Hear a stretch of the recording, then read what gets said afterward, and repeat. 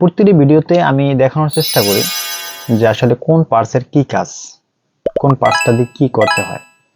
এই পার্টসটার কারণে যদি সমস্যা হয় আপনার কি প্রিন্টারে কোন সমস্যা হইতে পারে। তো ভিডিও অনেক বড় হয়ে যায়, যার কারণে আমি ছোট ছোট ভিডিও তৈরি করে দেখানোর চেষ্টা করি যেন আপনাদের দেখতে সুবিধা হয় এবং শিখতেও সুবিধা হয়।